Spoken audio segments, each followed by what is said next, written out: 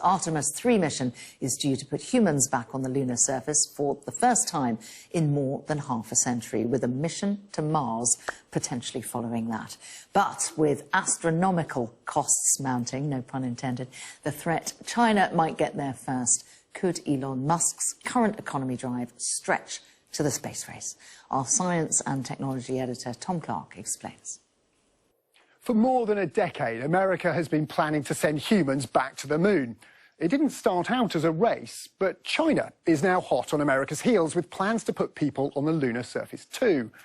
But today's America couldn't be more different from the one that sent Apollo astronauts to the moon. Private firms like SpaceX now dominate in terms of technology and efficiency. SpaceX boss Elon Musk doesn't just stand to benefit. Donald Trump has put him in charge of government efficiency. So where does that leave NASA's overdue and over-budget moon plans? And liftoff of Artemis 1. That project, called Artemis, used the giant Space Launch Systems rocket to send an uncrewed test flight around the moon and back. The first crewed moon landing is planned for 2027, but it's way more complicated than Apollo.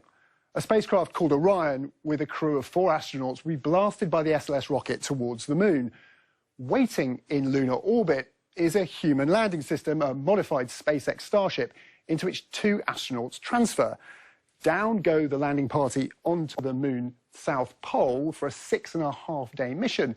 The astronauts then blast off to rejoin their crewmates in Orion, and all travel back together to Earth after 30 days in space.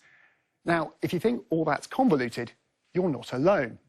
This guy, performing the first privately funded spacewalk from a SpaceX capsule, is Jared Isaacman, Donald Trump's pick to be the next NASA administrator. He's a fan of moon missions, but critical of the expensive contracts with established defence firms that have bedeviled the Artemis programme. Most notably, this beast, the $23 billion SLS. The only rocket big enough to get the Orion capsule all the way to the moon in one launch. But what NASA doesn't mention is it's not big enough to get them onto the moon and home again. Hence the need for all that crazy changing trains in lunar orbit stuff. And now there are alternatives. Take Elon Musk's Starship, not specifically designed for the moon, but potentially cheaper because it's reusable. Then there's billionaire Jeff Bezos's Blue Origin with its New Glenn rocket, another partly reusable potential alternative to SLS.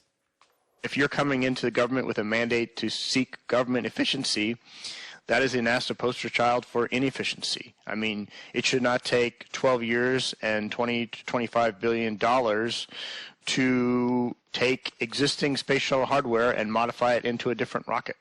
And here's the dilemma for Donald Trump. Leaving Artemis alone undermines his cost-cutting agenda, but ditching bits of it late in the game might mean delays and China getting to the moon before them, something Trump is unlikely to accept. One solution: move the goalposts and go for a crewed mission to Mars. Mind-blowingly expensive for US taxpayers, but one that could please his tech billionaire backers.